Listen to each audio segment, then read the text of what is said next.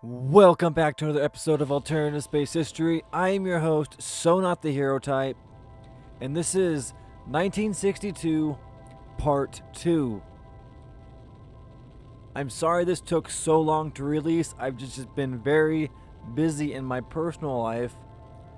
But let's go ahead and move past that and get to the reason you're all here. Some Kerbal Space Program, RSS RO RP1 style.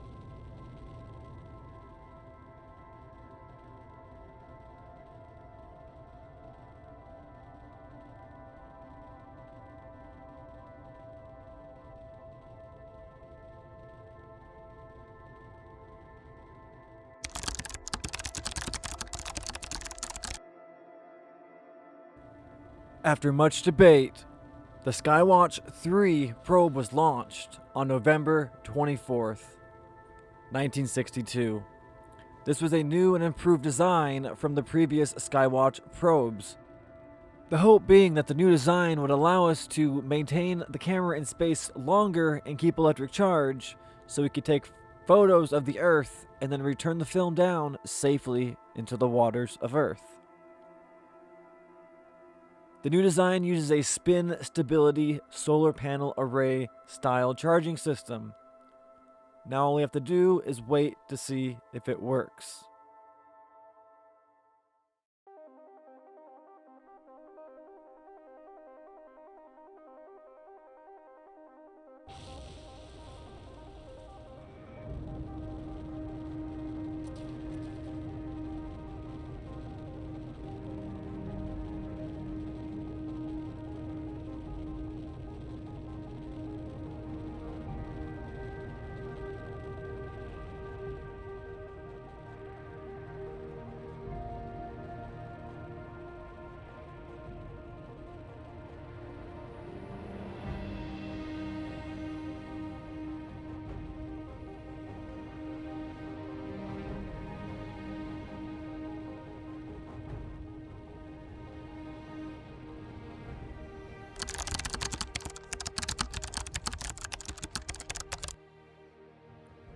On November 4th, we switch our focus back to Cape Canaveral, where the Dragon 4 has just launched the Pathfinder 2.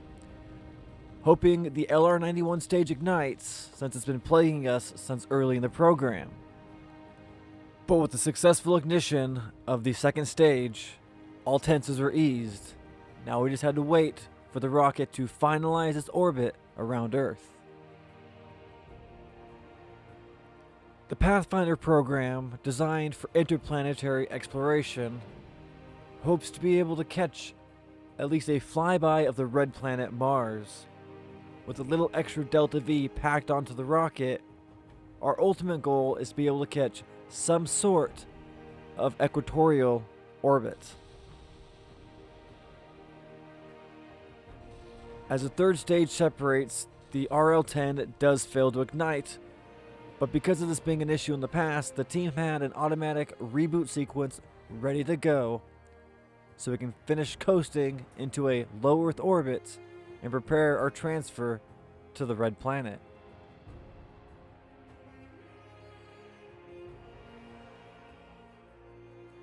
After some calculations, the ignition was set to go as the RL-10 ignites for the third time to start our injection burn to the planet Mars.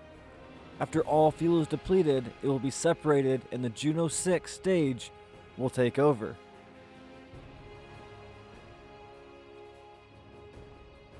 Hoping to try to remain some fuel in the Juno 6 stage to possibly use to catch an orbit, the team's main worry was not having enough electric charge with that secondary probe core attached.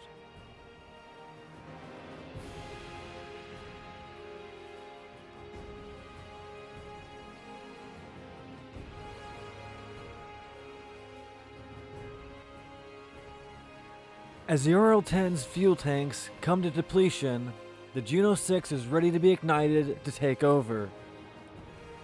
The team was doing calculations on power consumption when they realized that having the Juno 6 stage attached would not allow us to reach our destination and still have enough power to control our probe. The Pathfinder probe is on its way to the red planet, with the hope it would have enough fuel in the tank to catch some sort of orbit.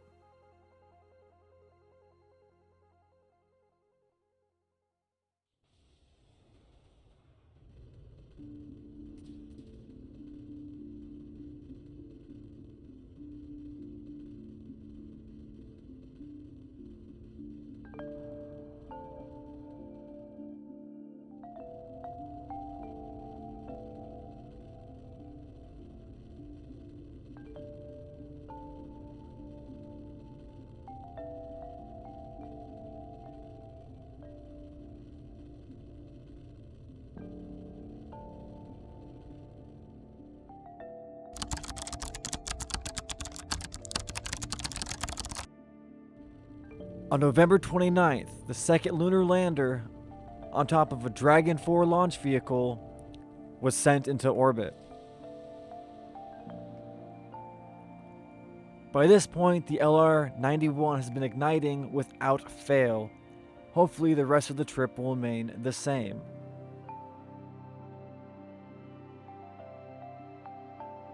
Using an almost identical rocket to the first lunar lander attempt, minor changes were made to hopefully allow us to land in one piece.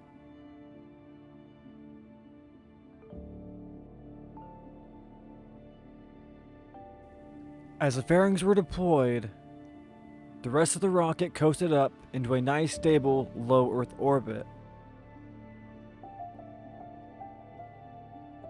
Calculations were made to have an orbital trajectory around the lunar surface using the rest of the fuel in the RL-10 and the Juno 6 engine to finalize our escape.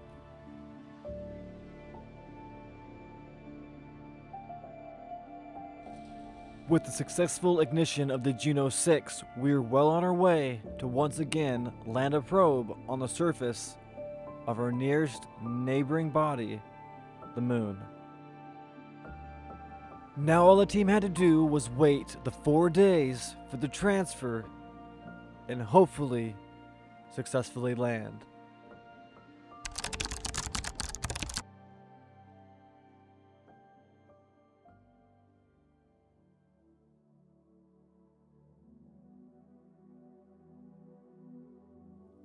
As we reached the lunar surface, a command was set to ignite the Juno 6 once again to capture a stable orbit around the Moon.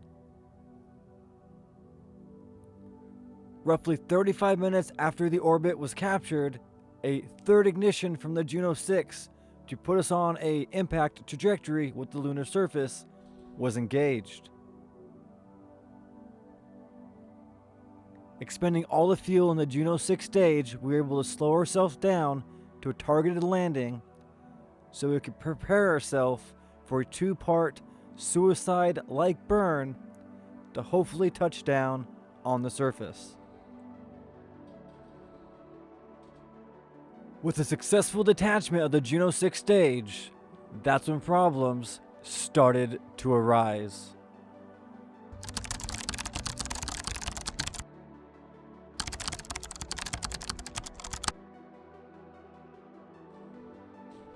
After all systems were rebooted, we noticed a slight connection loss, and suddenly, no feedback from the probe.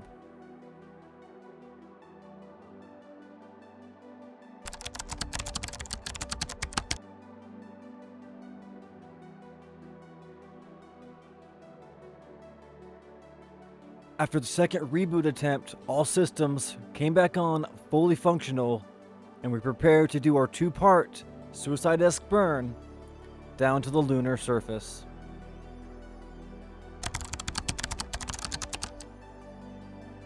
The first part of the burn would bleed off almost all of our horizontal velocity so we could safely touch down gently on the surface. And all of a sudden, once again, connection was lost.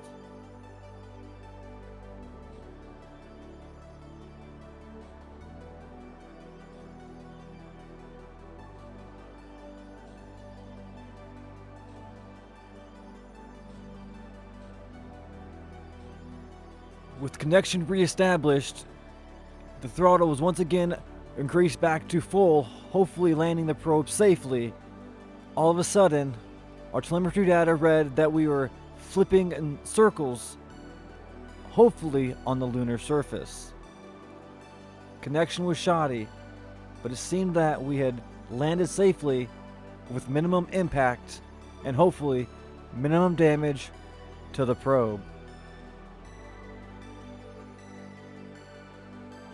After several minutes of trying to reorient the probe, the team gave up as all fuel reserves were expended. Unfortunately, due to the mishaps, we landed off course in a biome we had previously explored. But yet again, we had successfully landed on the lunar surface.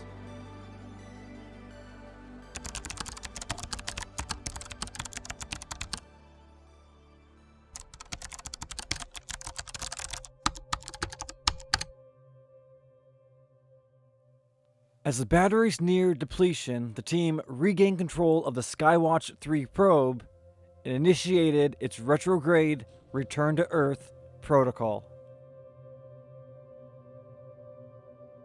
After a short retrograde burn using the bottom adjustment thruster, the data would be transferred to the capsule would be deattached, and would be jettisoned away from the camera. This would be to ensure that nothing was left in space and no space junk was left behind, as the return capsule hopefully survived re-entry while the rest of the camera burned up in the atmosphere. It seemed to be a successful mission, but the gloomy nature of the Skywatch program still lingered.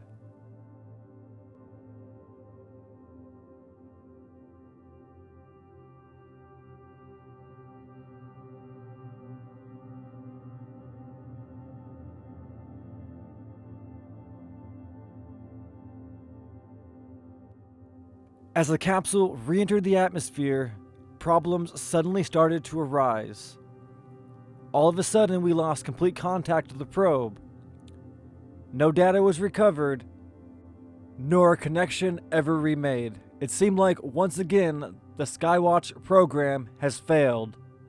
Talks of discontinuing the program continue.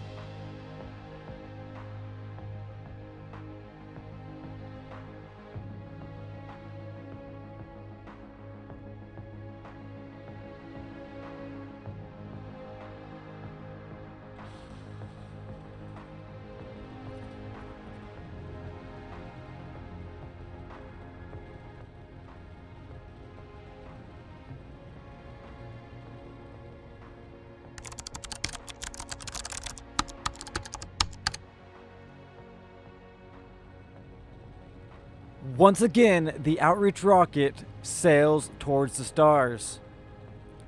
This time not only carrying a scientist auxiliary pilot, but carrying the first female astronaut in the history of space. Tashi Kerman, a scientist trained in the art of piloting the Mercury capsule, slowly but surely floated up into space. As soon as separation booster was confirmed, all tensions started to slowly go away, as we are now at the most reliable part of the launch. As soon as the LR-105 stage burned to completion, it would be jettisoned from the rest of the ship where the trusty AJ-10 engine would take over and hopefully coast Tashi to be the first woman to ever go into orbit around the planet Earth. After successful deattachment and successful ignition, she finalized her burn to achieve orbit.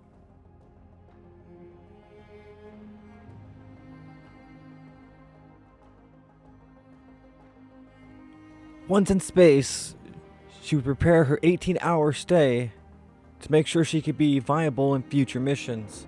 The need for a scientist and an engineer have never been more important to the program.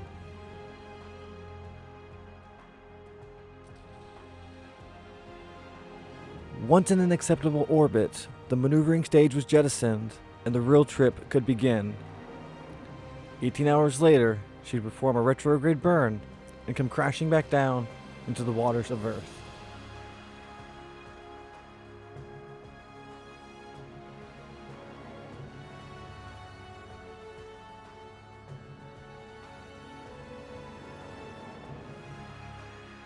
After what felt like a lifetime, the retrograde burn was performed, and it was now time for Tashi to hold on for dear life as her capsule came spiraling back down through the thicker atmospheres, going 740 meters a second, hopefully landing safely like the explorers that had flown before her.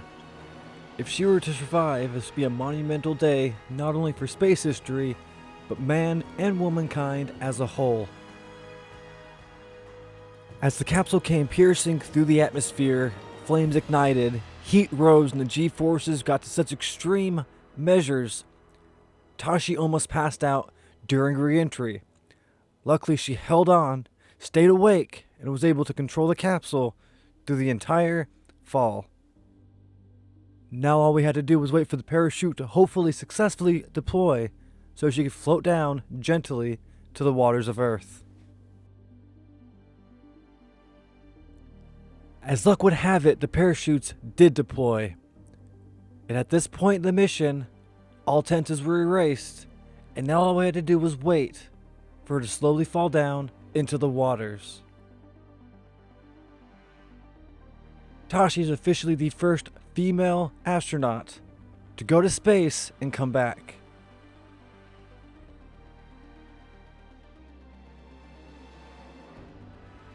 And at that point, that is the end of the video. I want to thank you guys all for stopping by. I hope you enjoyed, as always. Sorry about the weird vocal change. I am using a new recording software setup, and I'm still getting used to it. Either way, I will leave the Discord, Carnassa's Discord, in the description, as well as a playlist to a couple other good videos you should check out, including Carnassa and Calvin. If you did like the video, feel free to give it a like, and subscribe if you want to see more. Other than that, I will let you guys go, and I hope I see you guys next time in the year 1963.